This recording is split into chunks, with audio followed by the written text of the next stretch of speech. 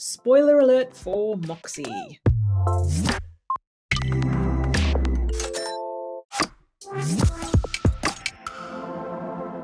Hi everybody, Fiona here, and welcome to another episode of our new podcast series here at the Script Department, Stepping into Frame, all about women in screenwriting.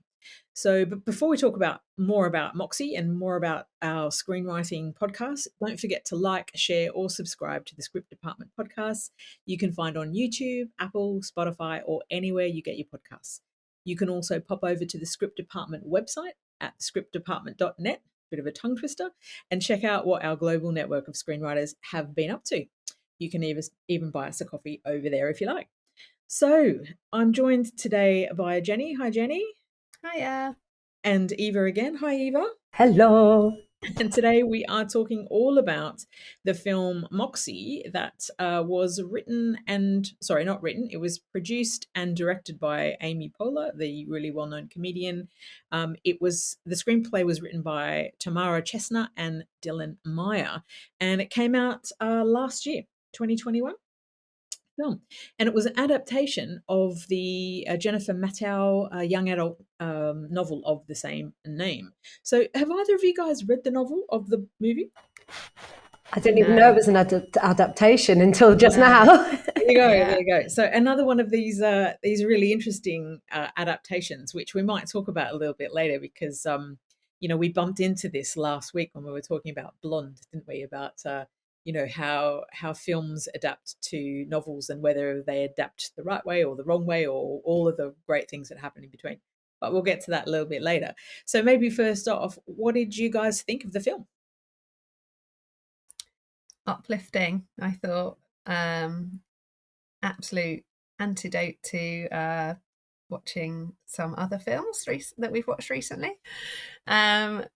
Came away from it just feeling much more positive. It's gentle. It's kind of bringing to the fore lots of issues that women and girls face today, without traumatizing you. It makes you think without putting any of that trauma into it, really. And I think we'll probably discuss later, I guess, whether that's whether it needed more trauma or not, whether it's not that kind of film, but it's good. Yeah, it's good to see uplifting kind of sassy women being sassy and being fierce and not being punished for it, basically, I thought. Yeah.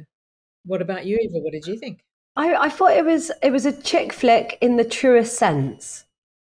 And I loved the chick flicks of, the 90s and the noughties, but I thought that Moxie did a really good job of kind of updating the genre as a whole. And yeah, I think it was. I'm really pleased that the new generation of girls watching chick flicks are watching films like Moxie. Yeah, it's in. Who do you think it's aimed at? Who's the audience for this film, do you reckon? Teenage girls? Yeah, I'd say young adults. I think it's got that high school vibe, hasn't it? It's Yeah. I'd Do you say. think it's I don't have an opinion on this, it's just kind of a question really. Do you think it's teenage kids? Is it teenage kids and their parents? It's yeah, I got a little bit of a vibe about Amy Poehler as a character. I really like the mum character. Like I really liked her a lot. But I also wondered, as the producer and director, I kind of felt like there was almost an audience there for that parent of teenage kid. I think it would be useful kind of inroad to talking about those kind of things, like, oh, has this ever happened at school? How would you feel if that happened? So yeah, I think it is. I think it you could, it's one of those films that appeals to. I mean, my husband watched it with me and he liked it, so it was a good. I thought it was a good film, for teenagers could watch it together. It's got that whole friendship group thing, but also, yes, it's got the mum dynamic. I love the fact that the mum came back in at the end. because I thought actually that there wasn't enough of her. I loved her as a character, and it was nice that she sort of came back in at the end. My mum loved it. I watched it with my mum, and she not this time round originally, but she thought it was great. And I mean, she's a mother of a 30-something-year-old kid. Yeah, it's mums no matter how old the kids are, right? Yeah, I definitely got that vibe. And let's talk a little bit about the representation piece if we can for a sec, because I've been reading a lot about this film. I actually probably wouldn't have watched it unless we were talking about it for this podcast. The short that I saw of it, but actually, then just recently I saw the movie poster, and I really liked the movie poster. And the movie poster felt a little bit different to me than the actual movie. It was like, I think the tagline on it is "Find your voice," and it's got all these women like, "Yeah, girl power." It's kind of really fierce, and I felt that the movie wasn't quite as fierce as it sort of looked like it was going to be, in terms of the kind of, powerful chick thing. Not to downplay it, but I just felt it was a little bit different. But I've been reading a lot about it since I saw it, and some of the criticisms that the movie gets is around representation and around the fact that even though the movie did address the diversity piece and inclusion piece to a really large extent, from people with disabilities, um, people of color, gender equality, blah blah blah, all of the kind of, all of the, it paid really close attention to inclusion and diversity. I think it was quite clear that it was very important to them, which is a great thing. The story still came at it from the lens of a sort of a white, middle class girl. And some of the questions have been around whether was that the right choice, and would the story have been more powerful had, for example, the character of Lucy, who was the one that was victimized by the guy. What was the guy's name? Was it Mitchell? Yeah, Mitchell.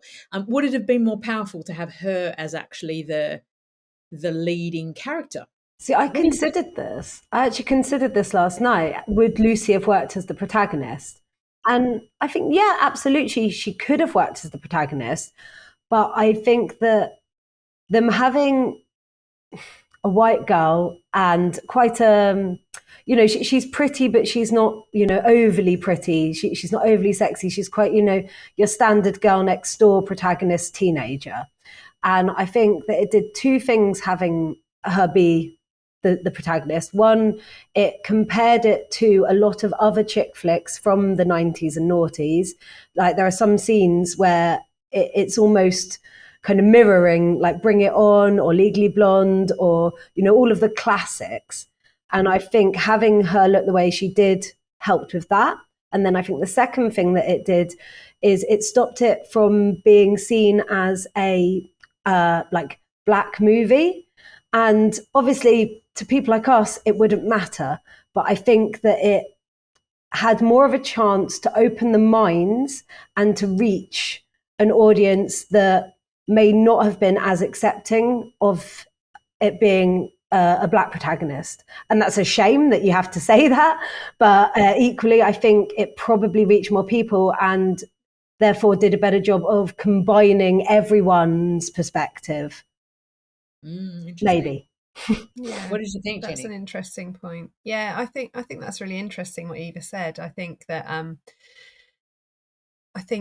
unfortunately on film, black women do get stereotyped. Well, not just on film, in music and all sorts of things. There's still those stereotypes lingering around of black women being feisty and will stand up for themselves, and and all of that sort of stuff. And I think why that's great. I mean, why should that be a bad thing? But I think the fact that perhaps that the protagonist was labeled as most obedient,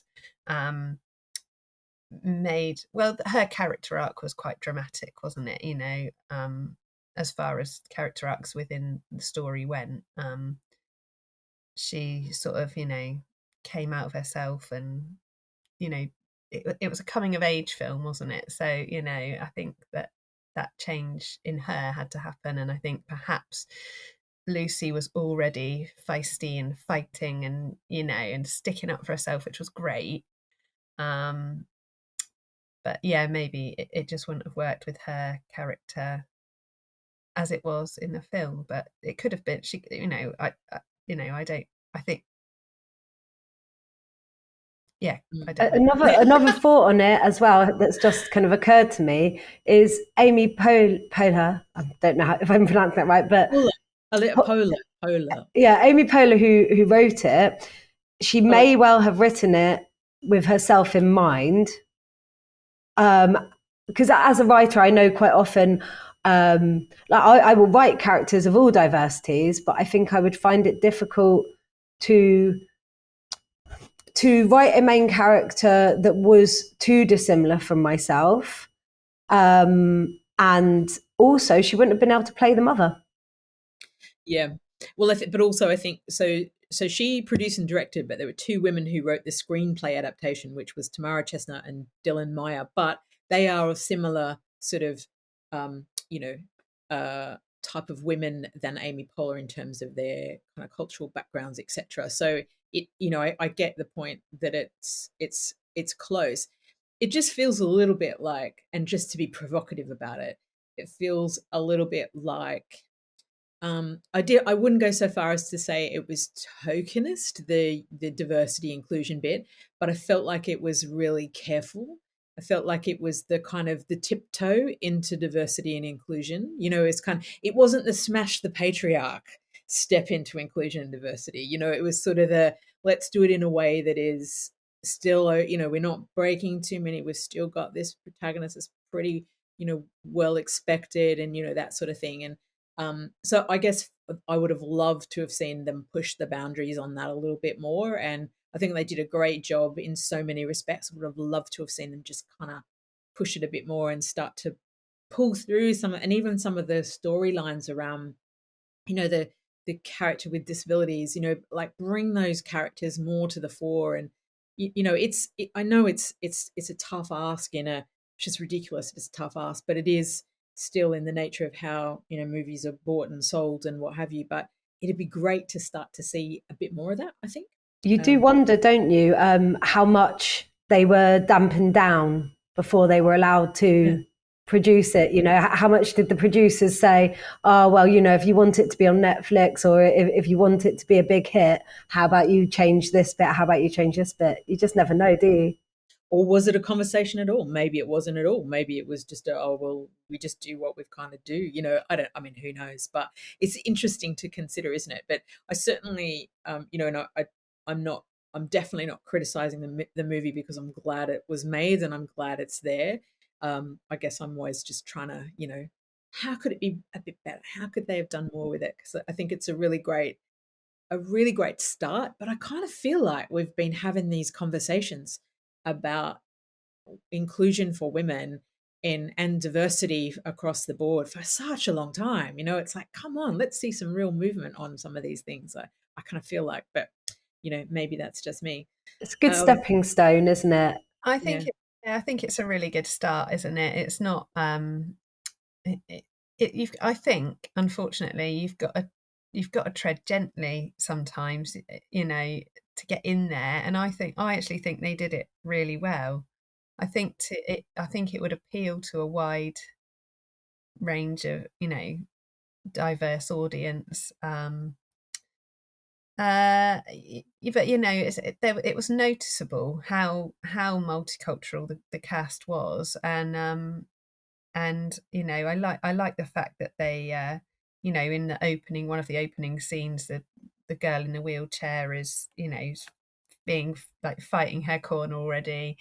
I like the fact that they brought up about the immigration and the pressure on immigrants' children, because the parents fought to get to America so that she could go to college. And but yes, it would have been nice if some of those had been expanded a little bit, but then maybe they were in the book. And when you're making a film, that's a whole different thing, isn't it? Yeah, definitely. And that's again a really good point. And it's always good to talk about the fact that it is an adaptation. And a lot of the commentary that I heard people talk about where you were seeing, people reviewing the film was around oh, it's either not quite what the book was, or there's a whole lot more in the book. And of course there's going to be a lot in any movie adaptation. It's always going to be a conjunction, if you like. Is that a word?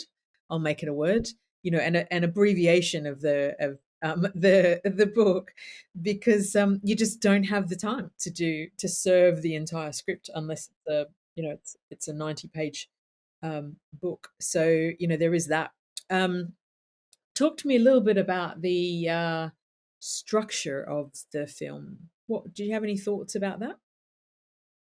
Oh, I don't know if this comes under structure. I always get a bit confused with those things, but I thought that it would have been nicer, and I kind of I sort of talked myself out of this as well in the same kind of argument, but I thought it would have been nicer if she hadn't just fallen for Seth straight away. And I know it was not a love story. It wasn't like 10 Things I Hate About You, or, that wasn't what the film was about. But I thought she was like, oh, Seth the shrimp.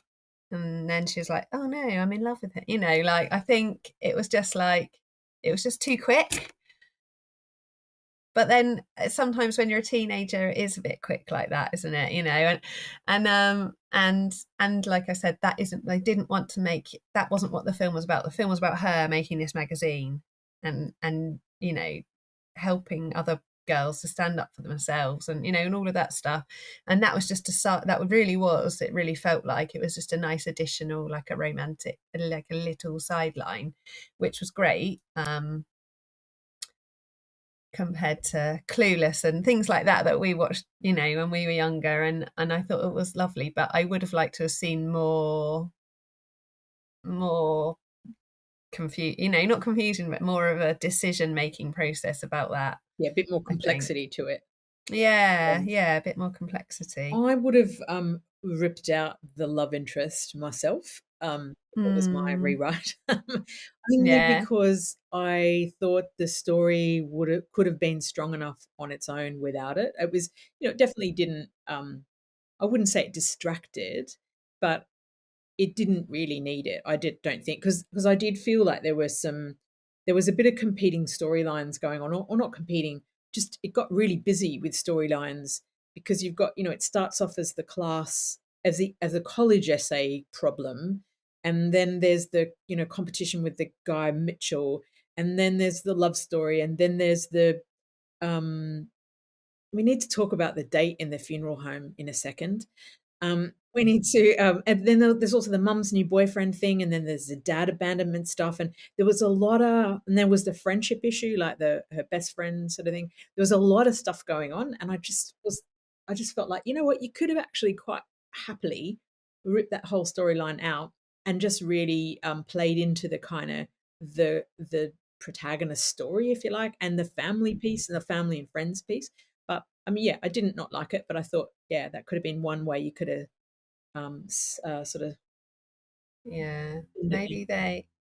maybe they kept that in for the same reasons that they perhaps kept her as a white, so middle class protagonist. Maybe it was like, she's white, she's middle class, she's straight, she's gonna get a boyfriend, so it's fine, like she's normal. So it's interesting you say that, because I actually think it did almost the opposite.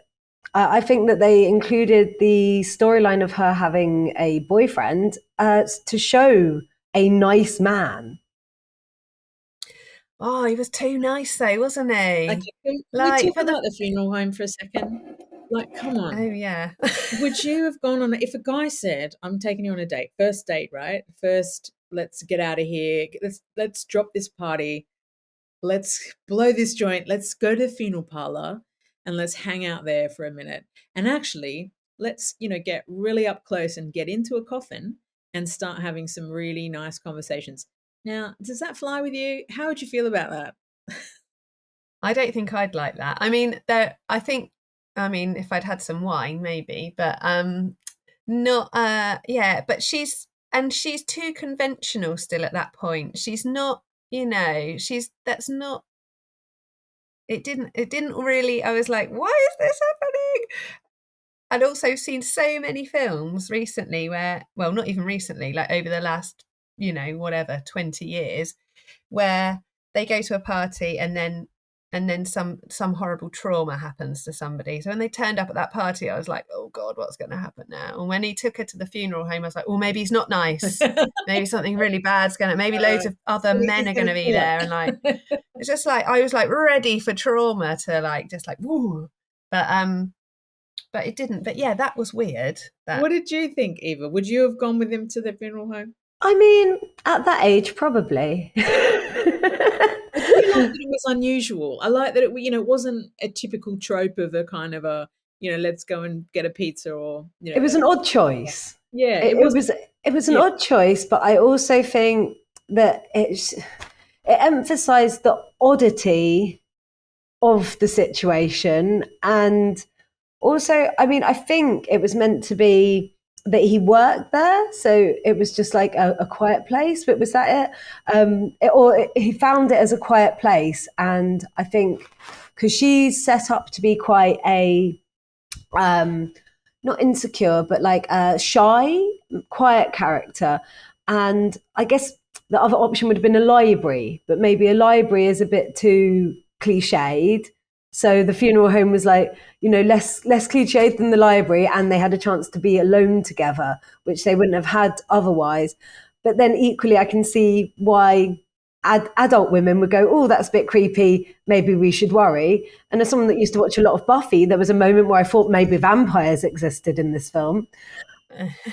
But yeah, I didn't question it when watching it, but now that you mention it, I get why it's weird. It just is a little bit like I really love I'm so against the rom-com tropes where I like to bust those wherever you get an opportunity. It's really great to turn those on their head, so applaud them for giving it a spin. Just thought that was a really odd choice because it didn't really even, and maybe it was me missing the bit that he worked there or something. I didn't get that, but I just thought it wasn't necessarily in character. It just kind of was a weird juxtaposition to who he was, because he was this kind of cool skateboarder, and I just thought, okay, would he? But maybe he would. Maybe I missed that entirely. And he didn't used to be a cool skateboarder. I think that was the kind of important thing, is that he was seen as being a bit kind of weedy and not an attractive man, and then he comes back after the summer and suddenly he's really hot. I mean, which I also thought was a bit weird though too, don't you think, when they were kind of like, this is all about girl power and equality, but then he zips by and he's skateboarding and they're all like, oh my God, he's so hot. And I was like, oh my God. Oh, but I like that. I like the fact that it was all about girl power and equality, but there's no reason why you can't fancy a guy at your school. Yeah, true. I think he was very much there for the allying. In my mind, it was like, boys can be allies. Feminism isn't all just about girl power and all the boys suck. Yes. Totally.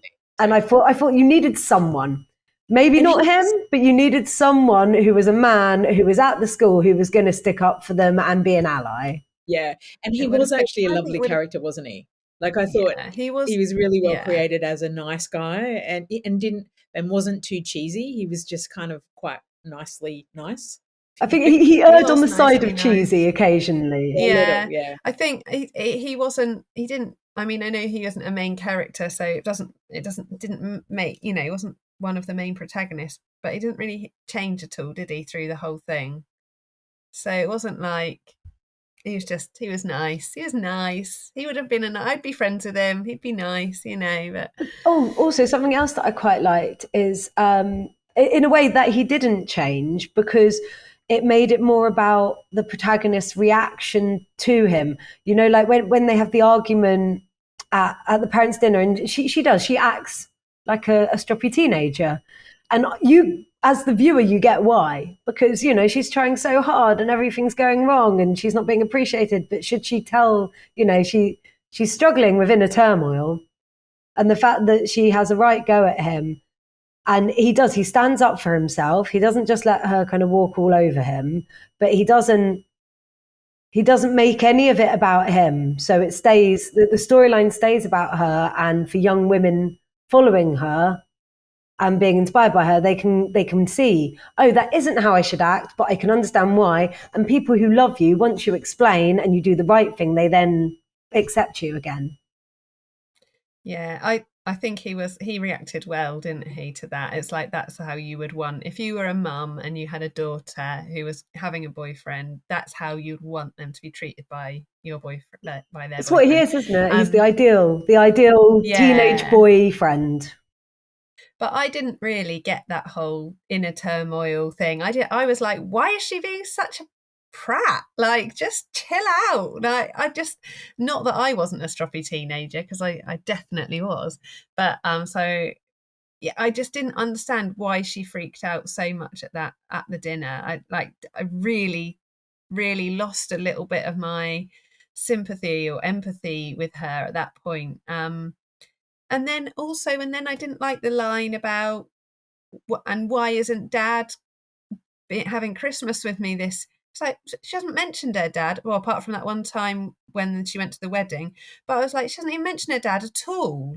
And I felt like that was put in as like, oh right, well, it's, she's fighting for feminism and all of this stuff, but well, we've got to mention some kind of like trauma that she's suffered in the past. She's missing her father, and that's why she's fighting the patriarchy. And not by the filmmakers, maybe I don't know. Maybe that's just in my that was my reaction to it. But I just felt like that line was just not necessary. See, again, I will argue the absolute opposite, I'm afraid, because I think it was exactly necessary, because you think, oh gosh, she's being a bit much. Yeah, okay, her best friend has been suspended for something that she's actually done, and she's wondering if she can get up the confidence to accept that it's her.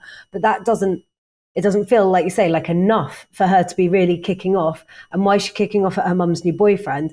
And then suddenly her mum chases after her, and then you find out the real reason, like not the real reason, but the extra bit on top of it is that, her dad doesn't want to come and see her.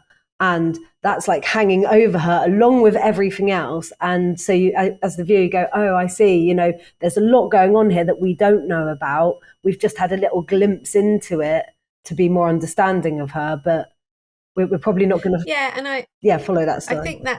I think that would work. I think that would work if there was a bit more to it.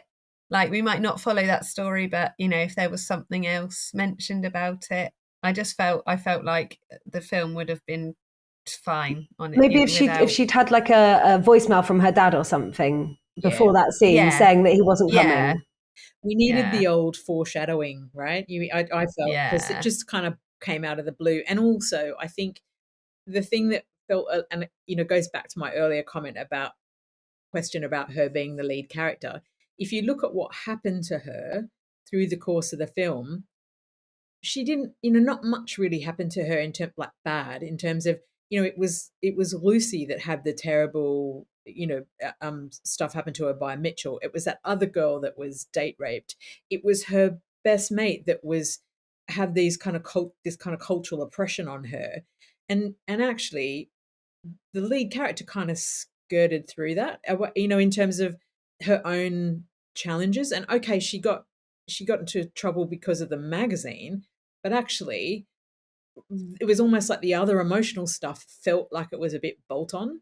Even the boyfriend thing, because it wasn't, the mum's boyfriend thing it just felt a little bit like, and you're right, it might have been her projecting and obviously that scene was written as a projection to show sort of emotional pain or whatever through a bunch of things.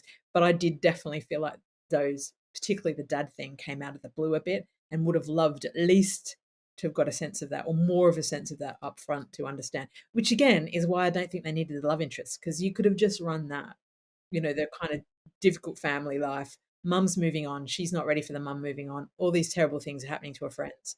She feels so. Anyway, I'll rewrite it. And I think it would have been nice if it kind of, obviously, in a film like Juno, the relationship between the main characters in that was a love interest, but it felt more like a friendship as well, like that really kind of, it was that same kind of thing, because he was quite a geeky kind of boy, wasn't he? And Juno was quite sassy, and I think the way that relationship developed, and like when you see them like singing a song at the end together and stuff, and I just think, I don't know, I wanted there to be more to that relationship. I wanted it to develop more more complexity, as you said, then it just it did feel a little bit like, oh, Would you say that Juno was a rom-com or a chick flick, though?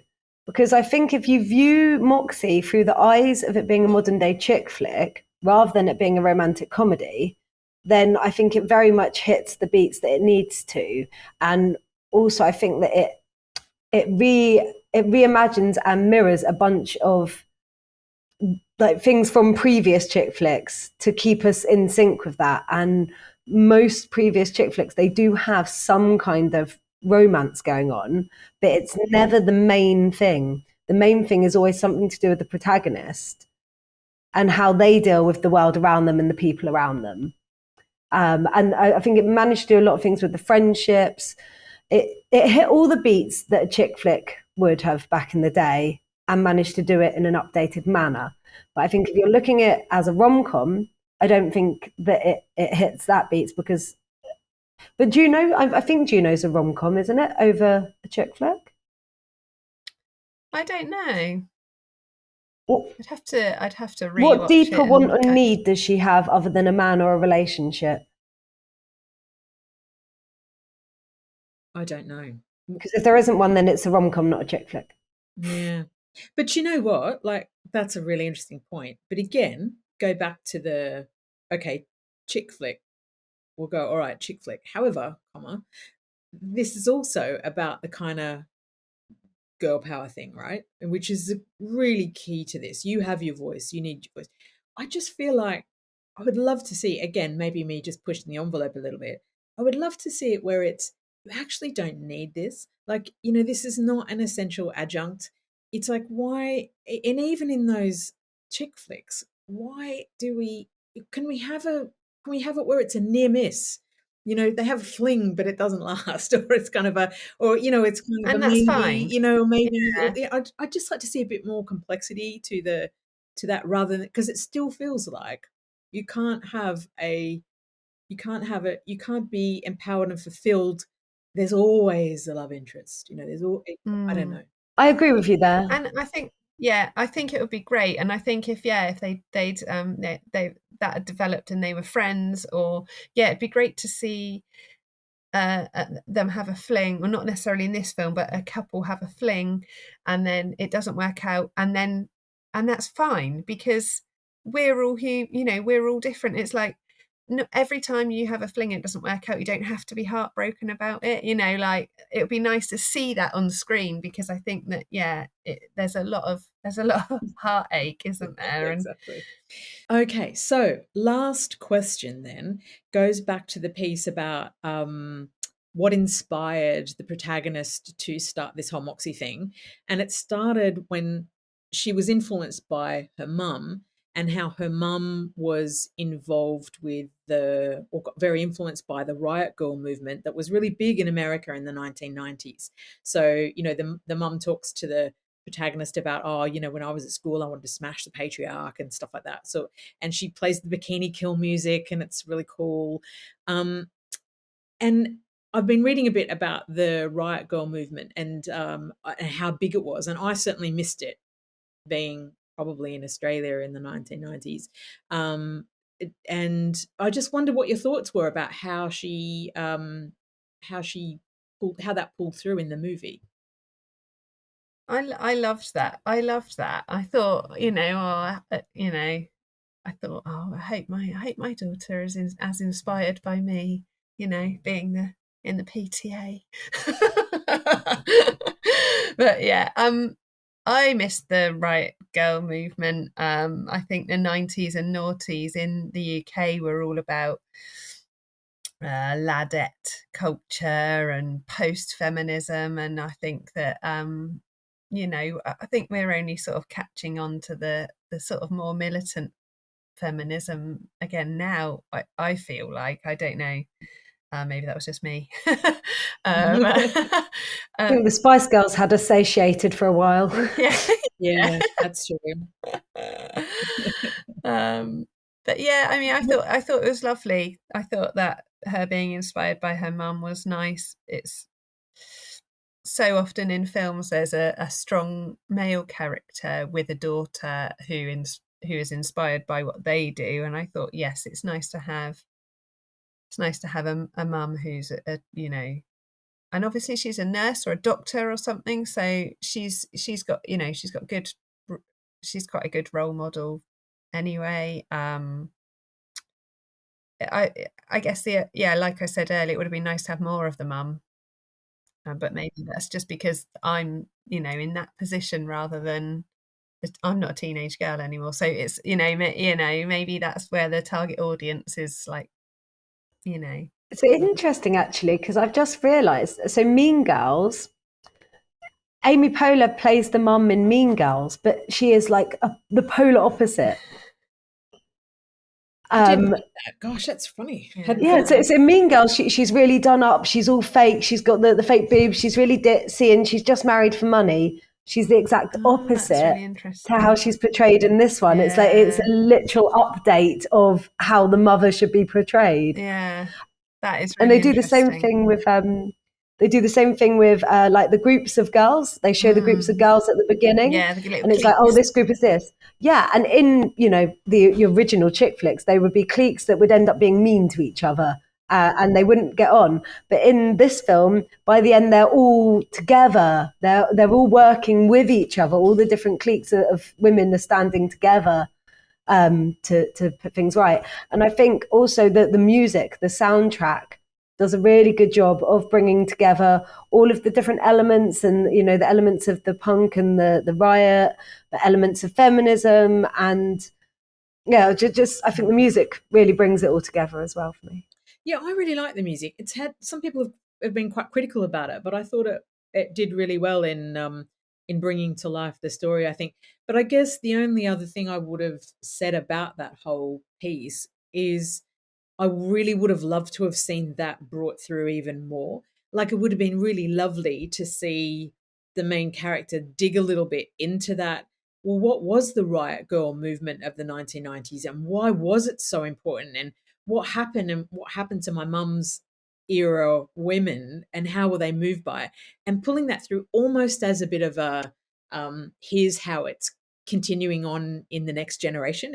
I think that would have been really nice to go, well, here's like here's the riot girl movement in this decade, which I thought would have been kind of good. So a bit of a missed opportunity I felt there. Maybe they'll go into it in Moxie 2.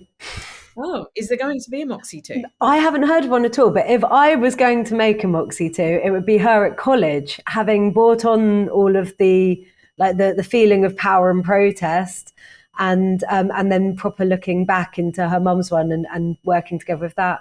That's what I would follow her story as she learns more. Really interesting, actually. That's not a bad idea. I guess that's the natural progression, isn't it?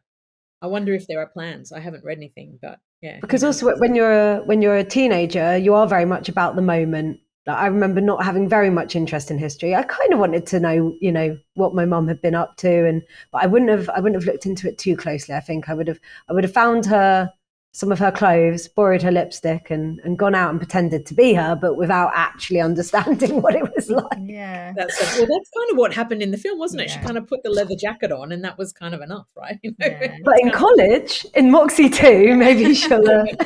Yeah, maybe she studies women's studies or something. Yeah. I don't know. And that's kind of funny. That's really good. So, any other kind of general feedback about the film that you wanted to share? Anything we haven't covered off in terms of character or structure? Oh, I've got a note about the antagonist who. I mean, we didn't talk about him, did we? Well, actually, do you know what I've written down? That the principal is actually more of an antagonist than the arsehole. I'm sorry, can I say that? The nasty boy, is very much like a stereotype of a nasty boy, whereas the antagonist principal, she should be a good person, she should care about the children, she should be a lot of things, and she isn't, and therefore she seems like a bigger antagonist. And I felt that she did a good job of depicting kind of a much older generation and the man, and basically everyone that was those in charge, but those in charge who are in positions of power and can do something to protect the people that need protecting until they can find their own voice, and she doesn't. And it was always her that was stopping things, wasn't it? She was stopping the protagonist all the time. And they went to her. Yeah. You know, the Lucy and the main protagonist, that they all of the women at some point or other would go to her and say, you know, this is happening, we need help. And it's not till right at the end where she's forced to do something. But I thought it would have been nice if there'd been some sort of acknowledgement that was it Vivian, or it was Vivian, wasn't it, the main character? Yeah. Some acknowledgement from the principal towards Vivian, whereas we didn't see that. We didn't see her apologising. We didn't see her acknowledging her as a strong female character. We just saw her going in to take Mitchell out of class. And I thought, I'm not sure it would have been. Oh, sorry, I'm not sure it would have been realistic for her to apologise to Vivian. I think she only went and took the boy out of the class because by that point she would have had to. Like she wasn't redeemed at the end. No, but I don't think she was meant to be. No, you're right. And it leaves it open for Moxie too, doesn't it? You know. Yeah, it's interesting though, because I liked the fact that it showed a female character that is not helpful, and that actually that is an issue, is that even in sort of female progression and empowerment, there are women in power in senior roles in the corporate world, in wherever it is, that actually stop that progression, which I thought was kind of nice that they did that. So it was kind of doubly powerful, because it was like, smash the patriarchy of the school, but the patriarchy is actually a woman. She's not helpful at all. So that was kind of clever, I thought. Yeah. And I liked the way that the teacher, the English teacher, at the end was like, I wash my hands of it, and he had his like hearts and stars on his hands. I thought that was really good. Yeah, I liked that moment. That was great. And it was nice. I thought he was a really good character. I thought he was a bit kooky, but I did like the fact that he was trying to do what was best, and he was really caught in the middle of all of everything. He was sort of tripping over stuff left, right, and center, but trying to make sure he did the right thing. So yeah, that was a really nice touch at the end. And I think when you are a teacher in a school and you've got, it depends. It very much depends on the. Oh, maybe you only have video. This is what happened to you before. Am I here? Can you hear me? Jenny, I can see Jenny. Yes. Oh, okay. I can't. Never mind. When you're teaching. The only other things I have written down are different comparisons to original chick flicks, like the beginning scene and being just like Bring It On. Yeah, definitely. I think they did their best to make it as similar to a chick flick whilst updating it with diversity as they could, and I think that they did a good job in that. Yeah, I think they did. Yeah, and I definitely, as I said right at the beginning, I'm glad they made the movie. I liked what it was trying to do. I would have just liked them to have pushed the envelope just a tiny bit more. Thank you very much, Eva and Jenny, for joining me today. Great chat about Moxie. We're going to do something next. I don't know what's going to be next. Just keep an ear out, and we'll put it up. If you haven't already, please like, share, and subscribe to the podcast. And we look forward to seeing you next time. Thanks. Bye